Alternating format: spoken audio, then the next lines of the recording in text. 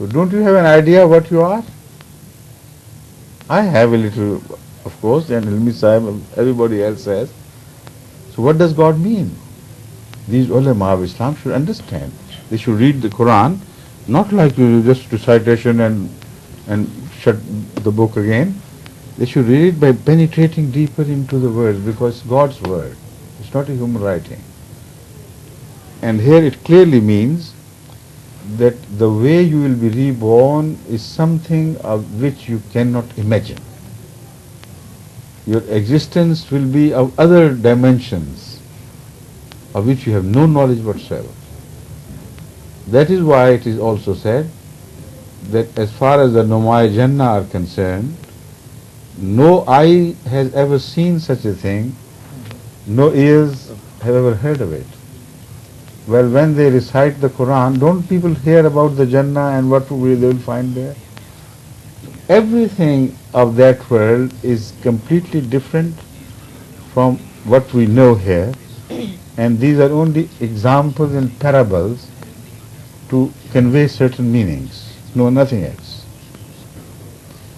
Now, it is not the meaning of like ordinary meaning of honey, or ordinary meaning of milk, or ordinary meaning of wine. They have nothing to do with Noamai Jannah. And the Holy Quran also indicates that very clearly.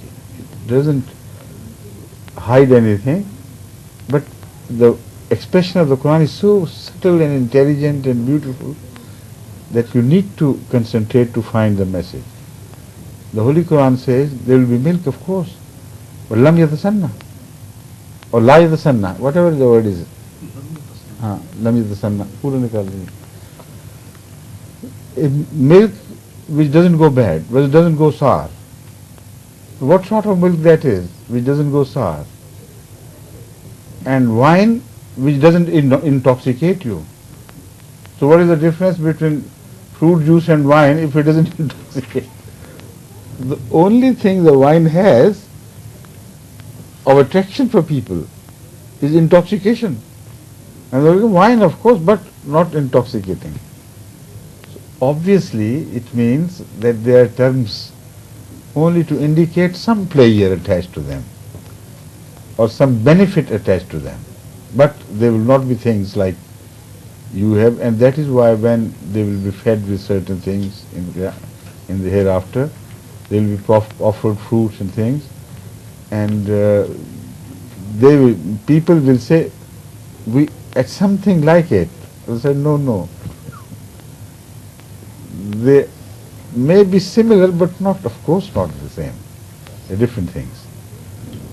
So everything there about our person will be different.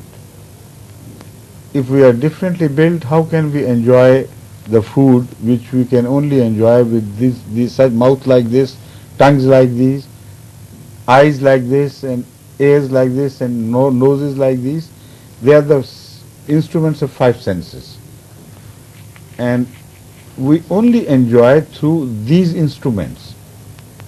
If these are not the instruments in the heaven, what is the purpose of all this material world? And it is not possible to have this anyway.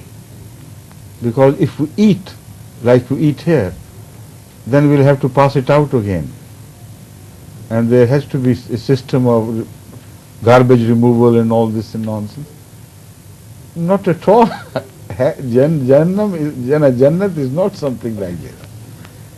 Similarly, if we are spiritual, and as we can prove from the Holy Quran, it will be the spiritual form or something. How can spirit burn in hell? The spirit can't be burned because it has different dimensions. So that must be understood clearly. Masalul jannati allati wa'ida al-muttaqun fiha anharum min ma'in ghairi asinin wa anharum min labanin lam yataghayyar ta'muhu. See? وَأَنْهَارٌ مِّنْ خَمْرٍ لَذَّةٍ لِلشَّارِبِينَ وَأَنْهَارٌ مِّنْ أَصَلٍ مُصَفَّى. Now, there is another place where it says, that the wine will not لا غول intoxicate. فيها ولا Huh? The verse says لا غول فيها. So there are signs everywhere that man will not be of the same shape, the same form. It will not be material. It will be something else, which in the form in which man will be raised, we here on earth do not know. That is one thing certain. And we know our forms. It has to be something else, which means dimensions are different. You know, like angels, they have different forms, we don't know them.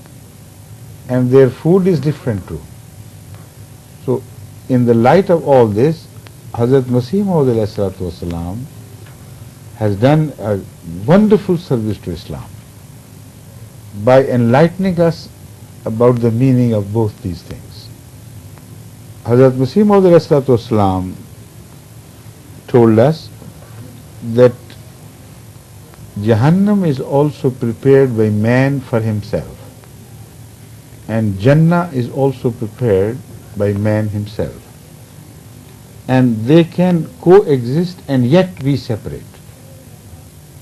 Like the Holy Quran says, Arduha samawatu wal ard. The Jannah's dimensions will be the entire universe. When the Holy Quran said this, somebody inquired from Hazrat Muhammad Rasulullah sallallahu alaihi wasallam, where will be Jahannam then? If the whole universe is covered by Jannah, where on earth would Jahannam be? Hazrat sallallahu alaihi wasallam told them that it would be there, the same place. But you don't have the shuur to understand these things.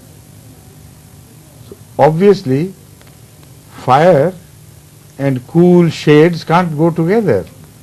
So this means God is talking of different types of fires and different types of cool shades, and the life forms there will be completely differently designed.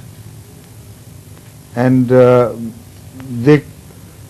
apparently they would share the same space, but the dimensions will be different. So Jahannam in the same place means it will not be of the same dimensions as Jannah would be. And they could coexist yet would not cross each other's path. The people of Jannah will be completely unawares of the Jahannam raging in the same apparent space. Now this can happen only if the substance we are talking about, it could be the same, but it is so rarefied that the rarefied form can go through the denser substance without even making the denser substance to realize that something is passing through me.